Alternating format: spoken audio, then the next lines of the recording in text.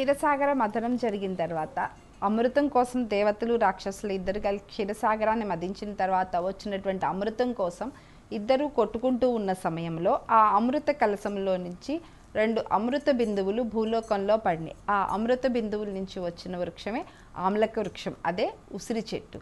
అందువల్ల ఆ ఉసిరి చెట్టుకి అంతటమైన ప్రత్యేకత విశేషత ఉన్నాయి. అదే కాక ఆరోగ్యపరంగా కూడా ఈ చలికాలంలో మనకి అన్ని విధాలైనటువంటి విటమిన్ సిని, ఈని, ఇంకా మన శరీరానికి అవసరమైనటువంటి అన్నిటినీ ఇచ్చేటువంటి శక్తి, అంటే ఉసిరికాయలో ఒక్క ఉప్పు తప్పించి మిగతా అన్ని లక్షణాలు ఉన్నాయి. సో ఈ కార్తీక మాసంలో ప్రత్యేకించి రోజుకొక ఉసిరికాయనన్నా తినమనేవాళ్ళు. దానితో పాటు ఉసిరికాయలు దీపం పెట్టడం కూడా ఉన్నాయి. వీటన్నిటి వల్ల మనకి ఆరోగ్యం చేకూరుతుంది.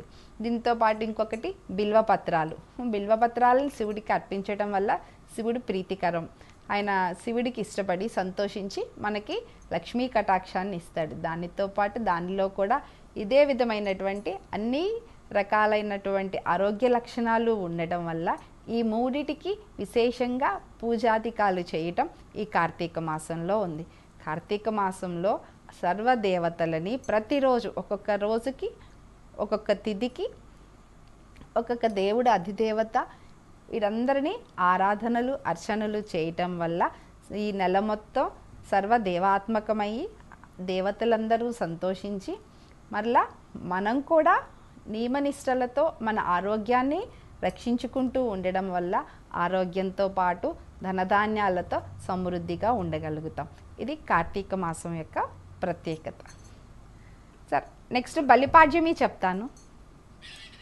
బలిపాడ్యమి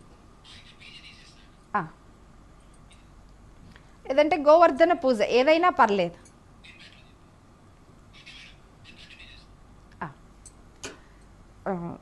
ఈ కార్తీక మాసం పాడ్యమి నుంచి మొదలుపెట్టి అమావాస్య వరకు ప్రతిరోజు విశేషం అనే చెప్పుకున్నాం కదా.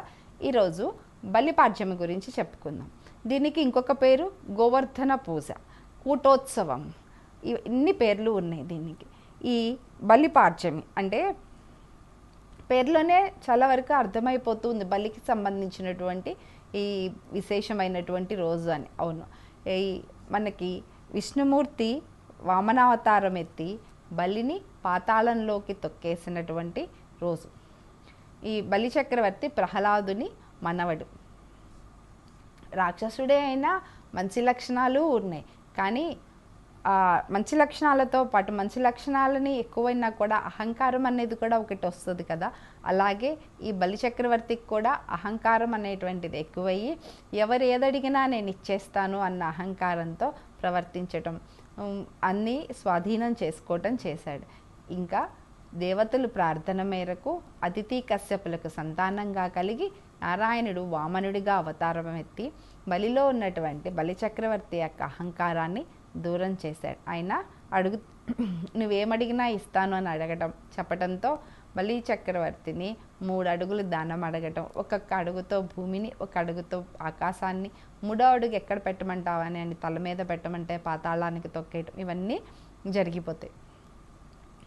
ఈ కార్తీక మాసంలో ఈయనకున్నటువంటి విశేషత ప్రత్యేకత ఏంటంటే, ఈ బలిచక్రవర్తి ఇదంతా జరిగి చాలా కాలం అవుతుంది. తర్వాత బలిచక్రవర్తి అంటాడు, స్వామి నేను నిన్ను ఒక వరం కోరుతాను, నువ్వేమిచ్చినా నేను నీ భక్తుడిని సంతోషంగా స్వీకరిస్తానని నారాయణుడు కూడా చెప్తాడు. ప్రస్తుతానికి నువ్వు పాతాళంలో ఉంటావు, ఈ కలియుగానంతరం తర్వాత నువ్వే ఇంద్రుడిగా దేవలోకాన్ని పరిపాలిస్తావని చెప్పగా నాకు ఇంకొక వరం కావాలి.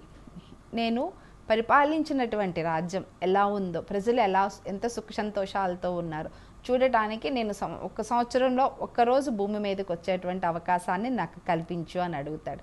అప్పుడు ఆయన కార్తీక మాసం పాడ్యమి రోజున అలా భూమి మీదకి వచ్చి తను పాలించినటువంటి ఈ భూమిని ప్రజలందరూ ఎలా ఉన్నారో, ఎంత సుఖ సంతోషాలతో ఉన్నారో చూసుకునేటువంటి అవకాశాన్ని కల్పించాడు. కాబట్టి దీనిని బలిపాడ్యమి అని పిలుస్తారు. దీనికి ఇంకొక పేరు గోవర్ధన పూజ, గోపాడ్యమి, ఇది మన శ్రీకృష్ణుడికి సంబంధించింది, భాగవతంలో ఉన్నది. కృష్ణుడు నందుడు యశోదల దగ్గర పెరుగుతూ ఉన్న సమయంలో గోపికలు, గోపబాలురు, అక్కడ ఉన్నటువంటి గోపాలరు అందరూ కలిసి ఈ పాడ్యమి రోజున ఇంద్రుడికి పూజ చేయాలని అన్నీ సిద్ధం చేసుకుంటూ ఉంటారు. అవన్నీ చూసి 7 ఏళ్ల వయసు ఉన్నటువంటి కృష్ణుడు వాళ్ళందరి దగ్గరికి వెళ్ళి ఇంద్రుడికి ఎందుకు పూజ చేస్తున్నారు, ఇంద్రుడంటే ఎవరు, మనలో ఉన్నటువంటి అన్ని కోరికలకి అధిదేవత ఆయనే, ఇంద్రుడికి పూజ చేయటం వల్ల జరిగేటువంటి ఉపయోగం ఏముంటుంది, మనలో ఉన్నటువంటి కోరికలు ఇంకా పెరుగుతాయే కానీ తగ్గవు కదా, ఆయనకి పూజ చేసి మనం కోరుకునేది కూడా కోరికలే కదా, మనలో ఉన్నటువంటి కోరికలు తగ్గాలి కానీ ఇంకా పెరగకూడదు కదా, ఈ ఇంద్రుడికి పూజ చేయటం వద్దు, మనం ఈరోజు ఇంత సుఖ సంతోషాలతో గోసంపదలతో సమృద్ధిగా ఉన్నాము అంటే దానికి కారణం ప్రకృతిని ఆరాధిద్దాము అని అక్కడ ఉన్నటువంటి గోపాలు యదువులందరికీ చెప్తారు. గోపబాలకులందరికీ ఆయన ఉద్దేశించి చెప్పటం, అక్కడ ఉన్నటువంటి పెద్దవాళ్ళందరూ కూడా దానికి సంతోషించి ఎందుకు ఏంటి నువ్వు చెప్తే మేము చెయ్యాలా అని అడగకుండా కృష్ణుడు చెప్పింది నిజంగానే బాగుంది కదా అని ఆ పూజ చేయటానికి సిద్ధమవుతారు. అందరూ కలిసి గోవర్ధన పర్వతం ఉన్నటువంటి ప్రదేశానికి వస్తారు. కృష్ణుడు చెప్తాడనమాట, మీ ఈ పర్వతాన్ని పూజ చేయటానికి అంటే మీరు ఇంద్రుడి పూజ చేయడానికి ఏమేమైతే తీసుకొస్తారో అవన్నీ ఇక్కడికి తీసుకురండి, అలాగే ప్రతి ఇంటిలో నుంచి ఏదో ఒక ఆహార పదార్థం వండుకుని తీసుకురండి, అవి అలా తీసుకొచ్చినటువంటి ఆహార పదార్థాలన్నింటినీ ఒక కుప్పగా ఒక రాశిగా పోయండి అని చెప్తాడు. అందరూ ఒక్కొక్కళ్ళు ఒక్కొక్క రకమైనటువంటి పిండి పదార్థాలు ఏదో ఒక ఆహారం వండుకుని తీసుకొస్తారు. ఇక్కడ ఇది నేను తెచ్చాను అని గొడవలు ఉండవు, నేను తెచ్చిందే రుచిగా ఉన్న ఎటువంటి ఈ వివాదాలకి తావు లేకుండా అందరూ తీసుకొచ్చినటువంటి ఆహార పదార్థాలని కుప్పగా పోయించి అలా పోసిన తర్వాత కొంత ఆహారాన్ని తీసుకెళ్ళి కుక్కలకి జంతువులన్నిటికీ పెట్టమని, మరికొంత ఆహారాన్ని గ్రామాల పక్కన ఉన్నటువంటి అడవుల్లో నివసించేటువంటి అటవికులకి వారందరికీ పంచిపెట్టమని పంపిస్తాడు. ఇక మిగిలిన దాన్ని అందరూ స్వీకరించమని చెప్తాడు. అంటే దీనిలో సమానత్వం, ఎక్కడ ఎక్కువ తక్కువలు అరమరికలు లేనటువంటి జీవితం జీవించటానికి అవసరమైనటువంటి విధానాన్ని, పశువులని పక్షులని మనకంటే చిన్నవారిని అంటే ఒకటి ఆహారం మన ఇంట్లో దొరికేటువంటిది పక్క వాళ్ళకి దొరకక వాళ్ళు ఇబ్బంది పడుతున్నప్పుడు కానీ వాళ్ళని కూడా సంతోషంగా ఉంచేటువంటి ఇంకొకరికి సేవ చేయటం అనేటువంటి పద్ధతిని కృష్ణుడు ఇక్కడ బాగా అవలంబించి వాళ్ళందరికీ అలవాటు చేశాడు. వీరందరూ చేస్తున్నటువంటి పూజను చూసి ఇంద్రుడికి కోపం వచ్చింది. నాకు కదా చేయాల్సింది, దేవేంద్రుడిని నేను, నాకు కాకుండా వీళ్ళకి వర్షాలని సకాలంలో కురిపిస్తుంది నేను, అటువంటి నాకు కాకుండా వీళ్ళు పర్వతానికి పూజ చేయటం అని కోపం వచ్చి రాళ్ల వర్షాన్ని కురిపించటం మొదలుపెట్టాడు. కృష్ణుడు వాళ్ళకి ధైర్యాన్ని ఇచ్చి తన చిటికిన వేలుతో గోవర్ధన పర్వతాన్ని ఎత్తి 7 రోజుల పాటు ఆ పర్వతాన్ని అలాగే పట్టుకుని ఉన్నాడు. ఆ 7 రోజుల పాటు అక్కడ ఉన్నటువంటి ప్రజలందరూ ఆ కొండ కిందనే కృష్ణుడి సంరక్షణలో చాలా సంతోషంగా ఆకలి దప్పులు మర్చిపోయి జీవించారు. ఎందుకంటే కృష్ణుడు అంటేనే అమృతతత్వం, ఇంకా అంత అమృతమే ఎదురుగున్నప్పుడు ఆయన చూస్తున్న కొద్దీ చూడాలనిపిస్తూనే ఉంటుంది. ఆకలి దప్పిక ఏమీ గుర్తురావు. అంతటి సాక్షాత్ నారాయణుడే బాలుడి రూపంలో చిద్విలాసం చేస్తూ చిటికిన వేళ్ళతో పర్వతాన్ని ఎత్తి నుంచున్నప్పుడు ఇంకా ఆకలి దప్పికలు ఏమన్నా గుర్తొస్తాయా? ఇంతటి మించినటువంటి అదృష్టం ఇంకొకటి ఉంటుందా? అందరూ చక్కగా కృష్ణుని చూసి మైమర్చిపోయి లీనమైపోయారు, కృష్ణుని భక్తిలో లీనమైపోయి అలాగే కృష్ణుని చూస్తూ ఉన్నారు.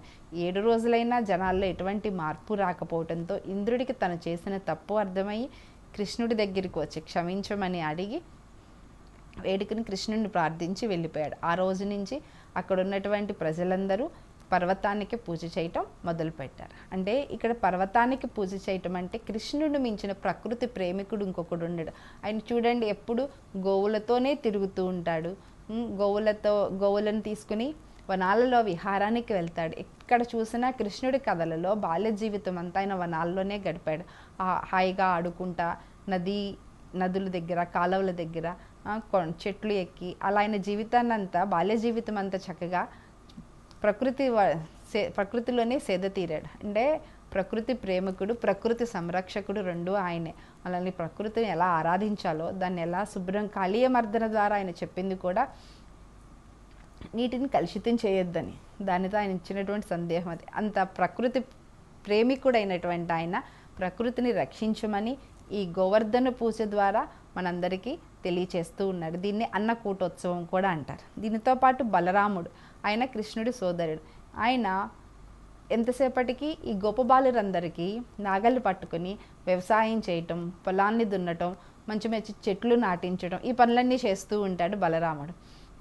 ఈ అన్నదమ్ములు ఇద్దరు, ఒకళ్ళేమో వ్యవసాయాన్ని, ఒకళ్ళేమో గోసంపదల్ని రక్షించటం. మనకి ఏమన్నా సుఖ సంతోషాలతో ఉండాలన్నా, ఆకలి దప్పులు లేకుండా, కరువు కాటకాలు లేకుండా ఉండాలంటే ఏదైతే అవసరమో ఆ రెండిటినే ప్రధానంగా చేసుకుని పూజలు చేసి మనకి ఆ రెండిటితోనే జీవించమని చెప్పినటువంటి సందేశాన్ని ఇచ్చినటువంటి రోజు ఈ బలిపాడ్యమి రోజు. సరే, ఇంకొకటి యమద్వితీయ ఏమండి. ఓకే, ఈ బలిపాడ్యమి రోజు దానాలు ఇవ్వటం వల్ల బలి సంతుష్టుడవుతాడు.